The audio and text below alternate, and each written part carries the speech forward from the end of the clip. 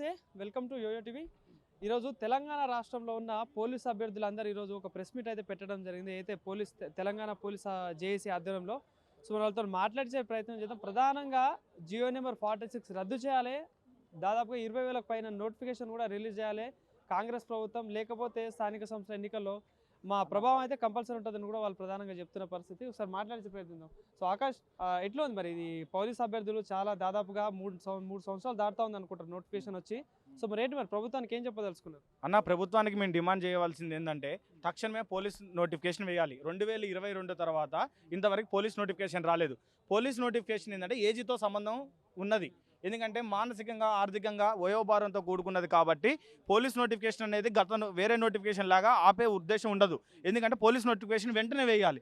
ఎందుకంటే ఇది మన ఎలక్షన్ టైం ఎలాగో 5 సంవత్సరాలకి ఎలక్షన్ ఎలా జరుగుతుందో పోలీస్ నోటిఫికేషన్ కూడా 2 ఇయర్స్కి చదవాలి. ఎందుకంటే ఉరకాలన్నా దూకాలన్నా షార్ట్ పుట్ ఇస్రాయాలన్నా బలంగా ఆర్థికంగా ఉండాలి, లేకపోతే సమస్యలు అనేది వస్తుంది. కాబట్టి 2022లో వచ్చిన నోటిఫికేషన్ని మేము ఇచ్చినవని చెప్పుకోవడం అనేది ఎక్కడికన్నా న్యాయం? అసలు మీరు మనస్సాక్షి చేసుకోండి. 2022లో నోటిఫికేషన్ వచ్చింది.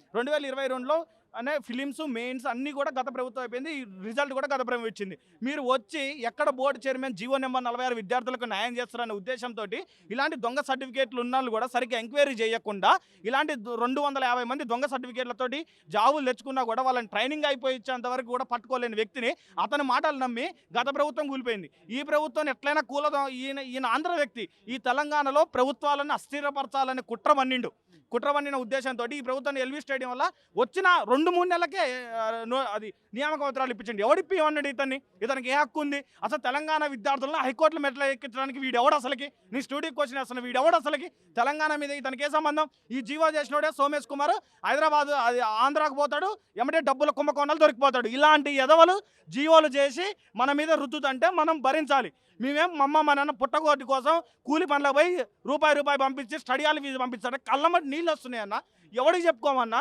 వీడికి మేము కట్టిన పన్నులతోటి వీడు మా మీద కొట్లాడతాడా? మేము డబ్బులేమో కూలీలకు పోయి పుస్తల తాళ్ళు తాకట్టు పెట్టుకొని అమ్మ నాన్న కాళ్ళకున్న పట్టీలు తాకట్టు పెట్టుకొని కోట్లలో మేము కేసులు వేసుకొని తిరగాల. వీడికి ఏ ఎక్కువ ఉందన్న? వీళ్ళు ఎవడు అసలుకి? వీళ్ళకంటే ప్రభుత్వం డబ్బు లేకుండా వీళ్ళు సొంత డబ్బులు పెట్టి చేయమని చెప్పు. మేము కట్టిన ఫీజులు ఏందన్న? వీళ్ళ జీతాలతోటి ఎమ్మెల్యేలు మినిస్టర్ల యొక్క జీతాలతోటి కోర్టు కేసులకు డబ్బులు కట్టవను వీళ్ళకి అర్థమవుతుంది.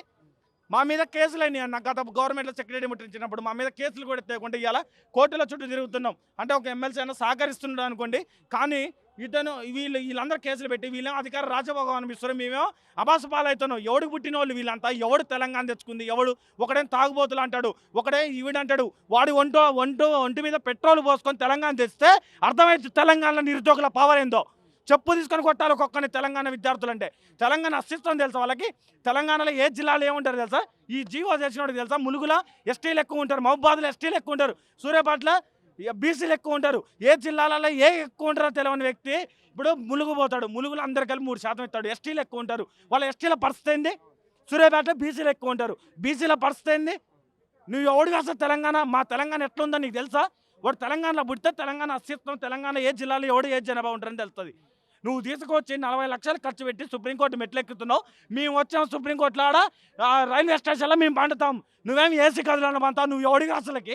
నీకు ఏ హక్కు ఉందని నువ్వు ఏసీ గదులలో పంతావు మా డబ్బులతోటి? మేమేం ఫుట్పాత్ మీద పండాలా కోర్టు కేసు రోజు? కళ్ళమ్మ నీళ్ళు వస్తానే 18 మందిని చంపారు. నీకు కూడా ఏదో ఒక రోజు అలాంటి సాగు వస్తుంది. మేమందరం తెలంగాణలో టపాసులు వేసే సాగు వస్తుంది. కేసులు పెట్టుకో, నీకు భయపడేటోడే లేడు. తెలంగాణలో గవర్నమెంట్ ఉద్యోగం కోసం కొట్లాను కాంగ్రెస్లో ఏ ఎమ్మెల్యే నిన్ను తెలవదని చెప్తాడు. అడుగు నా వీడియోది. తెలంగాణ కాంగ్రెస్ పార్టీ కోటేయలేదని చెప్పింది నేను. ఇప్పుడున్న మంత్రి కావచ్చు, అదేవిధంగా ఎమ్మెల్సీలు కావచ్చు, వీళ్ళందరూ జియో 46 రద్దు చేయాలని ఇప్పుడు మీకు మద్దతుగా నిలబడడం వల్ల. కానీ ఇప్పుడు ఎందుకు మరి మాట్లాడారు? మీ వీడియోలు తీయండి, యూట్యూబ్లో కొట్టండి, జియో 46 అని కొట్టండి. కాంగ్రెస్ ఇంతమంది వస్తాయి, 1000 మంది ఎమ్మెల్యేల ఫోటోలు వస్తాయి. కొట్టండి, తీయండి. ఎవడోడు హీరోలు లెక్క వచ్చిర్రు. ఇవాళ మిమ్మల్ని మీడియా చూపిస్తుందన్న, మీ వెనక గన్మెన్లు తిరుగుతురన్న. నిరుద్యోగుల యొక్క భిక్ష గుర్తుపెట్టుకోండి. ముఖ్యంగా జీవో నెంబర్ 46 బాధితులు అన్న. ఇక్కడ ఉన్న మీడియా వాళ్ళందరూ చెప్తున్నా, ఈ తెలంగాణలో ఎదురు తిరిగిన మొట్టమొదటి విద్యార్థులు ఎవరైనా ఉండే జీవో నెంబర్ 46 విద్యార్థులు. సెక్రటరీ ముట్టడి చేసిన మొట్టమొదటి విద్యార్థులు ఎవరంటే జియో 46 విద్యార్థులు. ఏ విద్యార్థులు చేయలే. మొదటి రంగంలోకి దిగిన తర్వాత మిగతా విద్యార్థులు అందరూ వచ్చి కొట్లాడారు. ఆ రోజు మాకు మద్దతు పలికిన వాళ్ళందరికీ ఇలా పదవులు వచ్చి శాసన మండలి ఎమ్మెల్యేలు ఉన్నారు. మేము ఇవాళ రూపాయి కూడగట్టుకొని ఇవాళ మళ్ళీ ఇవాళ వచ్చి ఇవాళ మీ ముందే నిలబడుతున్నాం. మా బతుకులు ఏం మారినాయన్న? ఓట్లేసిన మారినాయన్న. ఒక టైగర్ అంటాడు, ఒకడు అది అంటాడు, ఒకడు ఇది అంటాడు. మీరు మారితే ఏందిరా బాబు? మేము ఓట్లేసిన వాళ్ళు ఎక్కడ పోయినవరా? 2000 మందికి ఉద్యోగాలు ఇవ్వలేని గవర్నమెంట్ ఏంది? ఎవడాడో ఏ అధికారి, నా బొచ్చులో అధికారి నేను అనకూడదు కానీ ఎవడాడు వాడిని ఒక సైన్ పెట్టి తీసేంగి 2000 మంది 18 మంది చచ్చిపోయారన్న. నీకు చెప్పకూడదు కానీ మొన్న సుప్రీంకోర్టులో కేసు వేసినోడు చచ్చిపోయిందన్న. దినానికి రమ్మని చెప్పారు. దినానికి రమ్మని వాళ్ళ నాన్న ఫోన్ చేసిండు. సుప్రీంకోర్టులో కేసు నడుస్తుంది. రేపు కేసుకి వెళ్తే వాడికి ఉద్యోగం వస్తుంది. ఎవడన్నా బాధ్యత? రగిలిపోతుంది గుండె. 60 సార్లు అరెస్ట్ చేసారు, జైల్లో పెట్టిర్రు. ఇంటికి పోతే అమ్మ నాన్నలు తీరుతారు కాంగ్రెస్ పార్టీ కోటేమని చెప్పి. నేనేం తిట్టట్లేదు, నేను ఎవరి దగ్గర డబ్బులు పోట్లే. నేను కాంగ్రెస్ వాళ్ళనే తిరిగిన, వాళ్ళమ్మటే తిరిగిన. 2000 మందికి ఒక సైన్ పెట్టి ఇవ్వలేరా? కాంట్రాక్ట్ ఉద్యోగాలన్నీ ఇవ్వచ్చు కదా. అరిగోసలు పడుతున్నారు వీళ్ళంతా, మమ్మల్ని తీరుతారు. ఏడుపు ఒక్కటే వస్తుందన్న. ఇప్పుడు డబ్బులు ఇవ్వడానికి కూడా డబ్బులు లేవు. ఇక్కడ ఏమి డబ్బులు లేవు కానీ పరిస్థితులు ఉన్నాం.